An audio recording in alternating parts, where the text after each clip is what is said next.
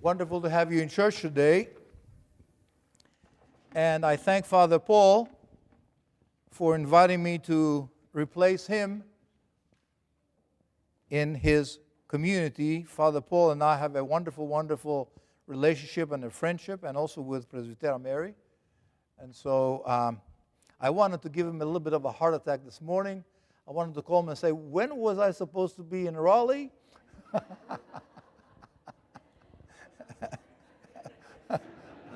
We have that kind of a relationship. A good one. It's nice to be with you here, and it's also nice to see some of the Winston-Salem transplants being here as well. I'm proud of you for attendance and for participation. It's wonderful to see so many people receive Holy Communion, and God bless all of you. So we just sang a few moments ago, Christos Anesti. It's for the last time this year, right? For the last time this year. It's one of these hymns that is permanently etched in our memories and in our hearts. And the power of hymns and songs and famous melodies is really undisputed, right?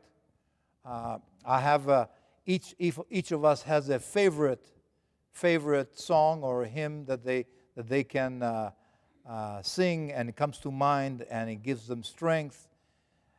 In fact, there's a member of my parish, a young lady who was always participating in marathons. And one of the times she went to Boston, and I don't know if some of you heard about the Boston Marathon, but the Boston Marathon, one of the last things you do is the last hill is called Heartbreak Hill. And it's a killer after running all these miles. The last thing before you pass the finish line is this humongous hill. And so I asked her, how'd you do it? And she said, you know what? I remember my days in church, and I started singing all these hymns that I knew from church. And that's what gave me the strength to be able to overcome and be able to finish the marathon. For me, it was really an illuminating kind of message from her, in that we can use hymns and religious sayings in ways that can guide us. The Bible is always bulging, if you will, with songs of praise, songs of thanksgiving and of rejoicing, and songs of victory, as Christos Anesti is from not the Bible, but from our tradition. But if you were to look at the book of Psalms, and I'm sure many of you are very familiar with the book of Psalms, because the book of Psalms contains so much wisdom and so much inspiration. The book of Psalms, we read one of these famous quotes from there. God is our refuge and our strength. Therefore, though the earth be moved, we shall not be afraid. So in today's epistle, both the epistle and the gospel were very long, but there's a certain beauty in the epistle and the gospel today. The epistle recounts where Paul and Silas were put in jail because of the fact that they had been working with people after the resurrection of Christ. And we read, about the midnight hour, Paul and Silas were praying and singing praises to God as the other prisoners were listening. Acts 16:25. Being in prison, imagine, midnight hour, you would be thinking that everybody would be sleeping. They had been stripped and beaten because of their work among people, because the Roman authorities and the Jewish religious authorities were threatened by them. They were in an innermost dungeon. They had been humiliated, and yet they found the strength to be able to sing and pray. It sure is easy to pray at daytime when things are going our way. But midnight, and behold, their voices went forth to God, we read. The results are astounding. Suddenly, we're told in the pericope, the part that we read today for the epistle, suddenly there was an earthquake. The shackles fell from their arms, from their hands and legs. The doors were thrown wide open. The jailer converted. About midnight hour, Paul and Silas were praying and singing. It would be interesting to know what they were singing. Maybe they were singing some excerpts from the book of Psalms, because in Judaism, the book of Psalms is key to their worship experience. Maybe they were singing something like, "O Lord, the Lord is my light and my salvation. Whom shall I fear?"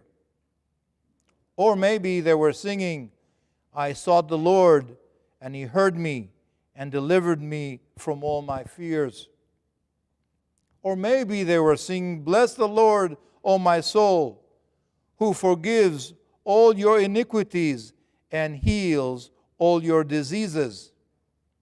Or maybe they were singing, "Yea, though I walk through the valley of the shadow of death, I shall fear no evil, for thou art with me, my rod and staff, they comfort me." Or they could have sung some new songs of the church faith, the Christian faith. "If God is for us, who can be against us?" Or, "Be anxious for nothing, but in everything by prayer and supplication with thanksgiving, let your requests be made known to God."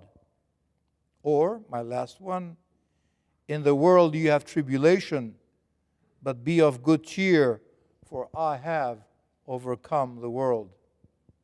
Or maybe they were singing the beginnings of "O Christ is risen from the dead," like we sing during this wonderful, wonderful season. They were surrounded by prisoners who were looking at them through bars of imprisonment. Today, we too are prisoners. And we look out of a different type of bars, different type of imprisonment. We may be imprisoned by our past. We may be imprisoned by our conscience. We may be imprisoned by hate and anger, imprisoned by addiction, imprisoned by worry. Wondering like the jailer in today's passage, what must I do to be saved? It is not easy to it is not easy to sing when facing crisis in our hearts, and our hearts are heavy. But God gives us a song in the midst of trouble. As we all know, life is not a sunflower wholly in the sun.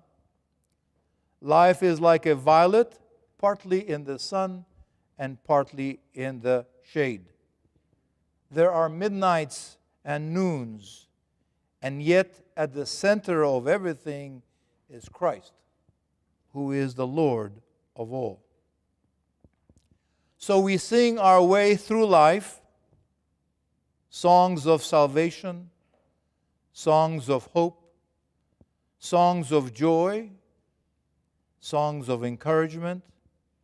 It never stops until our voices will join in that heavenly choir as we sing praises to the Lord who is going to be our Lord forever and ever.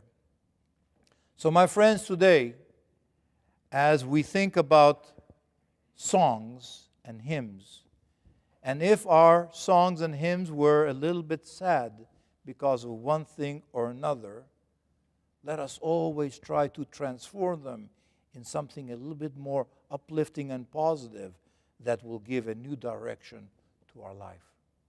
Good morning, and may God bless you all.